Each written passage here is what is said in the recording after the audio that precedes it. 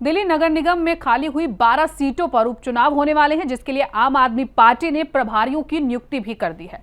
विधानसभा चुनाव में मिली हार के बाद आप इन उपचुनावों के माध्यम से अपनी खोई हुई जमीन वापस पाने की कोशिश कर रही है। देखिए हमारी खास रिपोर्ट। आम आदमी पार्टी ने एमसीडी की बागडोर बिना किसी मुकाबले के बीजेपी को सौंप दी। अब आम आदमी पार्टी ने निगम सदन में 12 खाली सीटों के लिए प्रभारियों की नियुक्ति कर दी है। इन सीटों पर जल्द ही उपचुनाव होंगे।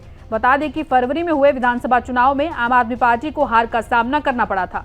आम आदमी पार्टी को 2020 के चुनावों में 62 सीटें मिली थी। इसके मुकाबले इस बार हुए चुनावों में ये सीटें घटकर 28 ही रह गई, जिसके चलते दिल्ली में बीजेपी की सरकार बनी। हाल ही में हुए मेयर चुनाव में आपने चुनाव लड़ने से इनकार कर दिया।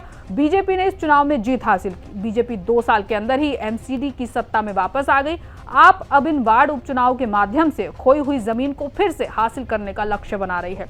पार्टी कार्यकर्ताओं का मनोबल बढ़ाना चाहती है आम आदमी पार्टी, और इसके लिए कई पूर्व विधायकों को जिम्मेदारी सौंपी गई है। दिसंबर 2022 में हुए एमसीडी चुनाव में आपको 250 में से 134 सीटें मिली थी। बीजेपी को इस चुनाव में 104 और कांग्रेस को 9 सीटें मिली थी। बाकी सीटें निर्दलीय उम्मीदवारों को मिली थी। लेकिन एमसीडी में दल बदल कानून लागू नहीं होने के कारण पार्षदों का यहां से वहां आना जाना लगा रहा। अब आम आदमी पार्टी के पास 113 सीटें हैं, बीजेपी के पास 117 और कांग्रेस के पास 8 सीटें हैं। पार्टी ने खाली वार्डों के लिए प्रभारियों की नियुक्ति की है। कई पूर्व विधायकों को ये जिम्मेदारी सौंपी गई है। पूर्व विकासपुरी विधायक महेंद्र यादव नजरगढ़ में दिचाऊ कला का काम संभालेंगे। पूर्व जंगपुरा विधायक प्रवीण कुमार को दक्षिणपुरी वार्ड का प्रभारी बनाया गया है, तो वहीं पूर्व कोंडली विधायक कुलदीप कुमार को पड़पड़गंज वार्ड का काम संभालना होगा। पूर्व किराड़ी विधायक ऋतुराज झा वजीरपुर वार्ड का काम संभालेंगे। पूर्व मंत्री रघुविंदर शौकीन मुंडका वार्ड की देखरेख करेंगे।